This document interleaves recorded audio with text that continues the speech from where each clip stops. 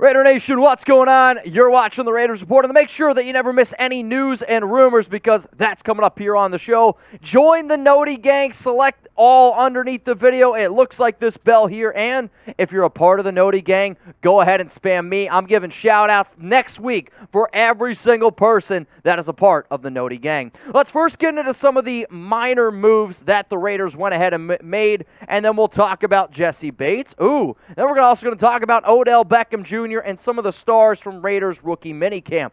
Travis, got to get this jersey. Koontz, he ended up signing here with the Raiders a solid tight end. Remember, McDaniels is going to run a 2 tight end set, so you're going to need some extra backups. He's not guaranteed to make the team. In fact, probably just going to be a practice squad guy. Another move that the Raiders went ahead and they made yesterday. They went ahead and they signed Stanford Samuels III, cornerback that came out of Florida State. I believe his final year was in 2019. Didn't play in 2021. Didn't play in 2020. Extra depth here at 6'1", 190 pounds. Got some of that extra length. With that being said, the Raiders had to go ahead and make some moves, and kind of surprised because I thought one of the best UDFAs that the Raiders had was wide receiver Trey Turner. He ends up getting axed, which I had a round 5 grade on him, and the fact that he was one of the very first guys to go, surprising to me. Another move that the Raiders went ahead and they did was they got rid of Brett Heggie, and I believe I've pronounced that right. He was our third-string center at this current moment.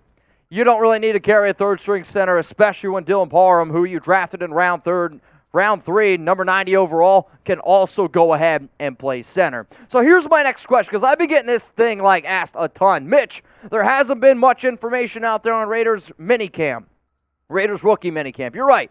There really, truly hasn't been. So I had to make a lot of phone calls over the past 48 hours. And here's my question to the nation. And then guess what? I'm going to go ahead and give you the top 4 rookies that I believe make the biggest impact this year for the Silver and Black. So go down to the comments. Which Raiders rookie makes the biggest impact this year?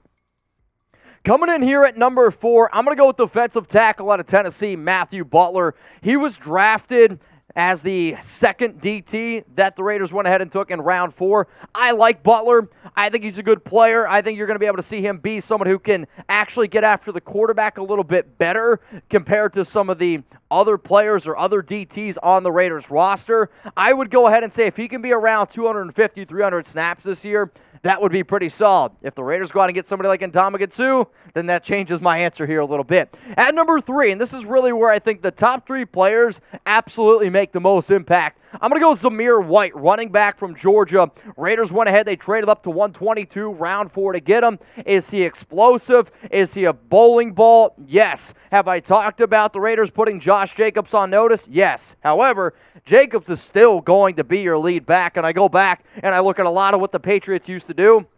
They're going to pound the ball with Jacobs. It wouldn't surprise me, though, if Zamir maybe gets 5 or 6 touchdowns this season. Let's go to number 2 here. It's Neil Farrell Jr. He is a big old boy, and anytime you see a team that ends up trading up for a player, it simply means they're interested in him. They went ahead, they traded up to number 126. Big body, going to be a backup next to Jonathan Hankins, and those two are going to rotate quite a bit. I would say if Farrell can get somewhere around 300 snaps this season as a rookie, that's pretty solid. The final player, and this is going to be the guy I am telling you right now, lock it in, is going to be a starter on the Raiders come week 1. It's Dylan Parham. He is an offensive guard. He is an offensive center. I believe that the Raiders go ahead and they put the 5 best offensive linemen out there as your starting unit. However, I've also been told that the Raiders like Parham a lot as a center, and they obviously also like him a lot as an offensive guard. So I originally have said that he's going to start at center. He's better than Andre James right now. I am telling you that. He is better than Andre James.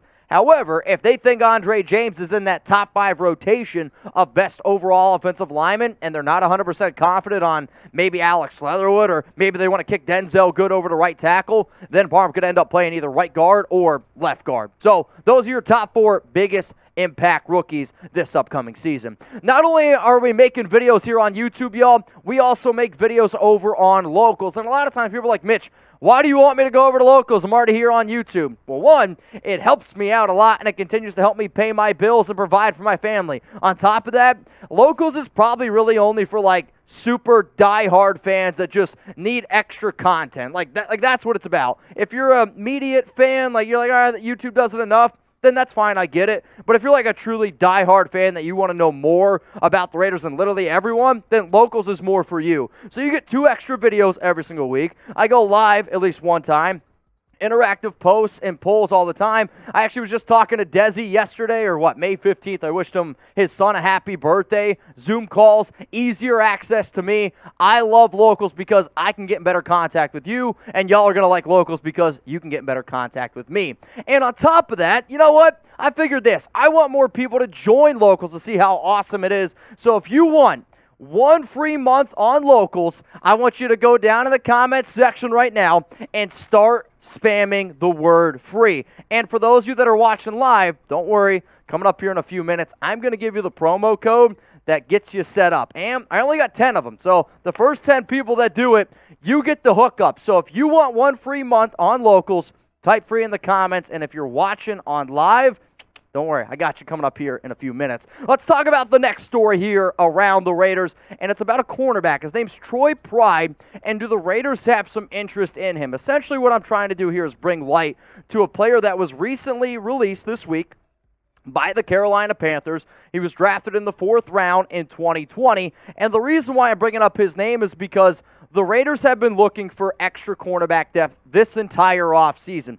Jason Simmons, who was the old defensive backs coach in Carolina, who's now with the Silver and Black, has worked with him quite a bit, and I was actually told that this should be a name to at least keep on your radar. I am not saying that the Raiders are going out and get him. It's not what I'm saying at all. He didn't play last season, and even when he played in 2020, he was not all that good. He tore his ACL. He failed a physical, which is why he was ultimately released. However, I know that the Raiders have been looking for extra cornerback depth. I also know that this team has connections with Jason Simmons, and they have connections with Troy Pride, and the person who I talked to said it's just somebody to keep on your radar. So in terms of why would he go ahead and bring him in, it's because, is he better than Sam Webb? Potentially. Is he better than Craven LeBlanc? Yeah. Is he better than, and I get this graphic, B. Cosby?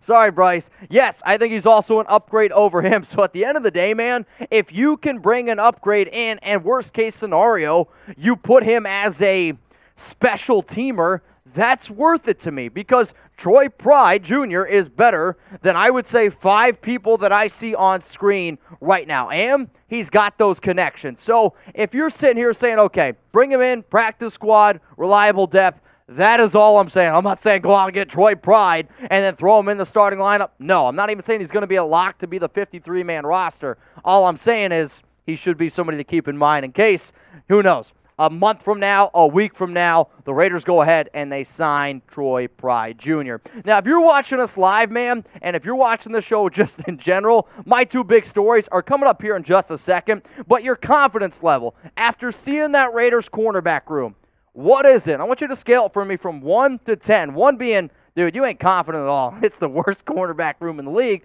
Like, I'm talking 2020 bad. Or is it the best in the league? Go ahead and type 10.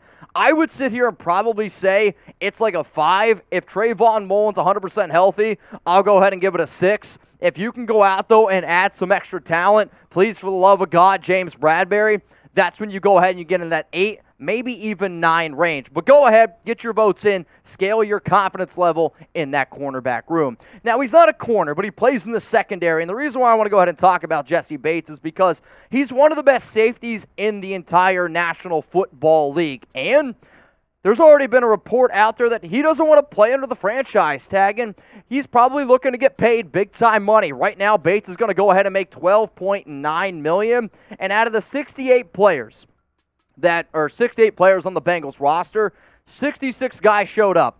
One of the guys who didn't show up, Jessie Bates. The Raiders have shown interest in other top safeties before. They had a lot of interest, from what I've been told, in Tyrann Mathieu, and, well, a franchise tag didn't stop him from getting Devontae Adams, and if you want somebody bad enough, go out and get Jessie. And if he comes to the Raiders, I am nicknaming him Mr. or Master. You guys can go ahead and pick. So here are the highest paid safeties as it stands right now, and this is what Bates wants to get paid. He wants to be in this Jamal Adams range. He wants to be in the Harrison Smith range, and personally, I think if he doesn't get that money, you're going to see him either sit out Or you could see him end up getting dealt. Now, sure, you're going to have to flip him for more than likely a second, maybe even a first-round pick. At least if I was Cincinnati, that's what I would want.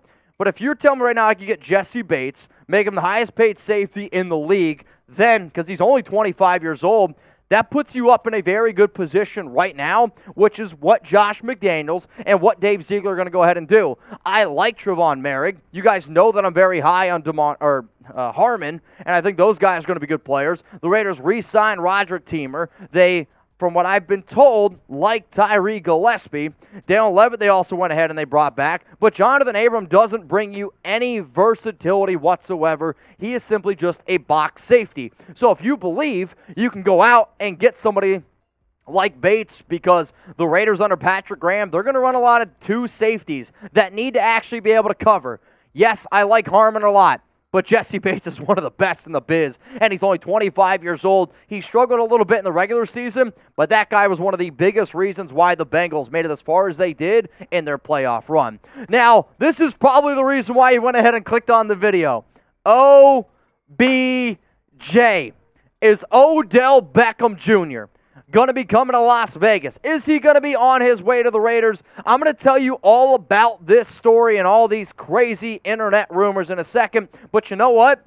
I'm going to be in the Bay this weekend. I'm excited. I'm going to be hanging out with Raider Ron. But if anybody wants to come grab drinks with me, May 21st on Saturday, this Saturday, meet me and my CEO of Chat Sports, James Yoder, at Candlestick Sports Bar at 9:30 p.m. Here's what the outdoor picture looks like. I picked this place because it's pretty close to where I have to go for another business meeting, if you will. So let's meet up. Let's grab a drink or two. I'm probably going to be there for an hour, maybe 90 minutes, depending on how many of y'all show up. So if you're near Candlestick Sports Bar in San Francisco, I will be there at 9:30 p.m. So please come grab a drink. But remember, if you're going to buy me around, then that also means I got to go ahead and buy you around. All right, let's talk about Odell Beckham Jr., who is currently the top free agent wide receiver still out there on the board. And after the Raiders went ahead and they traded away Bryan Edwards to the Atlanta Falcons, I've had a lot of people message me, Instagram,